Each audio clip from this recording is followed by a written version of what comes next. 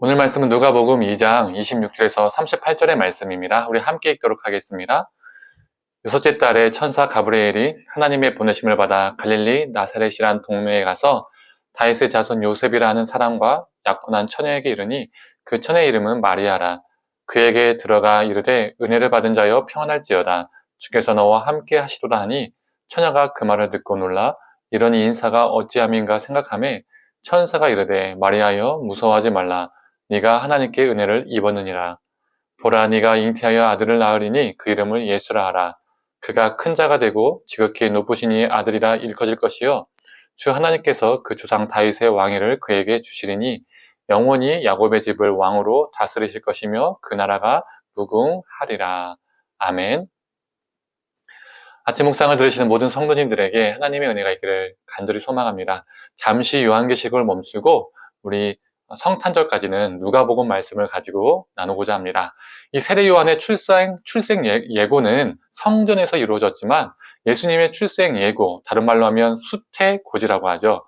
예수님의 수태고지는 변방 땅 시골 깡촌 나사렛에서 이루어졌습니다. 어떻게 보면 정말 초라하죠.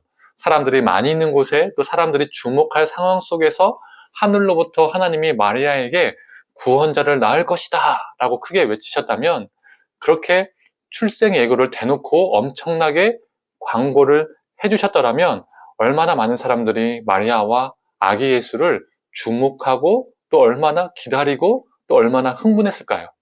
아니면 천사가 마리아와 같은 여자 말고 대신 헤롯 왕의 아내, 헤롯 왕의 딸 또는 로마 황제의 아내나 딸 이런 왕비나 공주들을 만나서 네가 잉태해서 아들을 낳을 것이다. 그가 구원자다. 이렇게 말했다면 아기 예수는 많은 사람들에게 칭송을 받고 정말 많은 이목을 받았을 것입니다. 그런데 어떻죠? 출생을 예고하는 이 이야기가 소시민 마리아에게 들려졌고 또 그 장소는 깡촌 시골 마을이었습니다. 예수님의 수태고지는 정말 조용하게 이루어졌던 것이죠. 이것이 무엇을 말해줄까요? 우리 예수님은 낮고 작은 자로 오신 구원자라는 것을 의미합니다. 그래서 우리 예수님이 2000년 전에 이 땅에 오심을 심령에 우리가 되새길 때에 우리도 이 땅에서 어떻게 살아가야 할지를 생각하게 됩니다. 어떤 이들은 높고 큰 자로 사는 것이 은혜 입은 것이라 생각하죠. 높고 큰 자로 살아가는 것이 하나님께 크게 쓰임 받는다라고 생각합니다. 그런데 아니죠.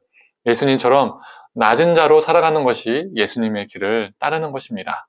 이 말은 높은 직책을 가지면 안 된다, 승진하면 안 된다, 사업이 잘 되면 안 된다 이런 뜻이 아닙니다. 우리가 살다 보면 승진할 수도 있고요, 못할 수도 있고요, 성공할 수도 있고요, 실패할 수도 있습니다. 그러나 우리가 어떤 상황과 어떤 위치에 있든 예수님의 낮은 마음, 겸손한 마음을 본받으며 사는 것, 이것이 예수님의 탄생을 믿고 기뻐하는 자의 삶이라는 것이죠.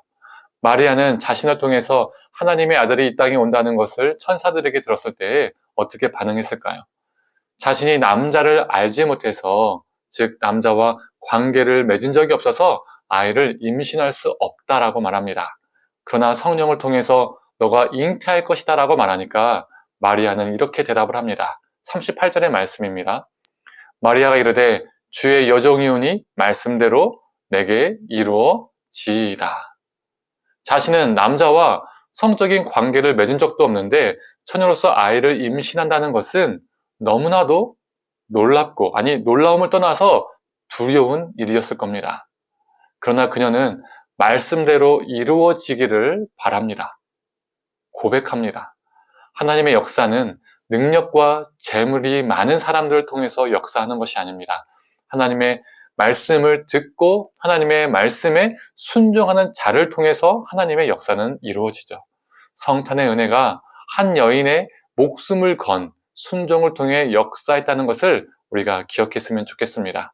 우리도 마리아처럼 하나님의 말씀에 순종함으로 하나님의 역사가 우리 삶 가운데 있기를 원합니다. 때로는 말씀대로 살아가는 것이 힘들 때도 있고 세상적인 기준으로 보았을 때에 손해를 보고 어려움을 겪을 수도 있지만 마리아처럼 주님, 내 삶 속에서 하나님의 말씀이 이루어지게 하옵소서라고 고백하며 그리고 결단하며 살아가기를 원합니다. 성도님들, 나라는 혼란스럽고 또 몸과 마음이 꽁꽁 얼어붙어 있는 요즘입니다. 우리 주님께서 이 땅에 빛으로 오셨는데 이러한 시대 속에서 우리를 통해서 우리 주님의 빛이 세상을 비추길 원합니다. 우리를 통해서 세상과 이웃들이 조금 더 행복하고 감사한 일들이 생기도록 우리를 통해서 하나님의 사랑과 은혜가 흘러가도록 간절히 소망합니다. 함께 기도하겠습니다.